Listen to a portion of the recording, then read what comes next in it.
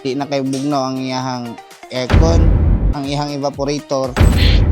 Ako dai si Brian, isa ka mekaniko diri sa CarPro.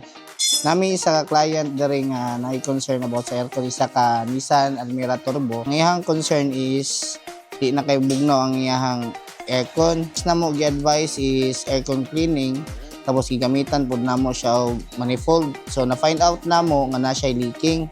Moto nga pagbungkag namo mo niya mong nakita ang ihang evaporator nagyud siya kuan buslot. So nag-advise mi nga ilisan og bag-o.